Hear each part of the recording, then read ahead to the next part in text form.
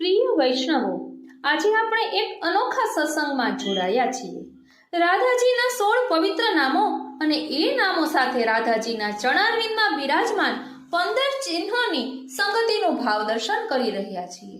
સ્વયં શ્રી ઠાકોરજી કહે છે કે જે કોઈ આ 16 નામોનો પાઠ કરશે એને પ્રભુની લીલાના સાક્ષાત દર્શન થશે. તો ચાલો રાધાજીના ચરણોમાં શરણ લઈએ.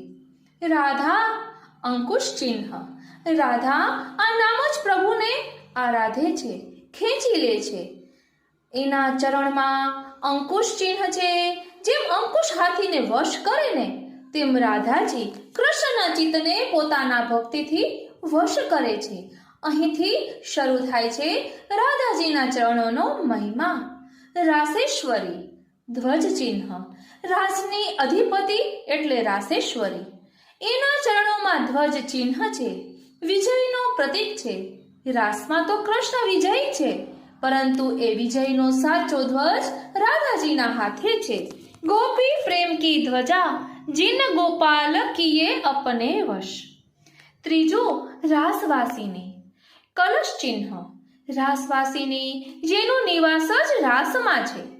ચરણોમાં કલશ ચિહ્ન છે. કલશ સદા સમૃદ્ધિ, પૂર્ણતા અને અમૃતથી ભરેલો. જેમ રાસમાં આનંદ અમૃત ભરેલું છે, તેમ રાધાજીના ચરણો એક કલશ સમાન છે. અને એ કલશમાં કયો રસ ભર્યો છે? ભક્તિ રસ, ભાવ રસ, પ્રેમ રસ ભર્યો છે. ચોથું રસિકેશ્વરી પદ્મ ચિહ્ન. રસિકેશ્વરી એટલે તમામ રસોના શાસક. કમલ ચિહ્ન એનો સંદેશ આપે છે. સ્વચ્છતા, નિર્મલતા, કોમલતા, પવિત્રતા અને સૌંદર્ય. જેમ કમળ કાદવમાં રહીને કાદવથી અલિપ્ત રહે છે, તેવી જ રીતે રાધાજી સૌ રસોના કેન્દ્ર રહીને પણ નિર્મલતા જાળવે છે. પાંચમું કૃષ્ણ પ્રાણાધિકાર શંખ ચિહ્ન. કૃષ્ણ પ્રાણાધિકાર એટલે કૃષ્ણની પ્રાણ પ્રિયા. શંખ ચિહ્ન પ્રભુના વિજય ઘોષનું પ્રતીક છે. રાધાજીના ચરણમાં શંખ છે, એટલે કૃષ્ણના વિજયનો આરંભ રાધાજીથી થાય છે. છઠ્ઠું કૃષ્ણ પ્રિયા ચક્ર ચિહ્ન. કૃષ્ણ પ્રિયા એટલે પ્રભુને પ્રિયતમ. ચરણમાં ચક્ર ચિહ્ન છે.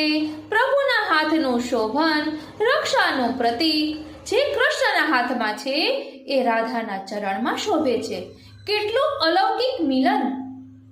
સાતમું છે કૃષ્ણ સ્વરૂપ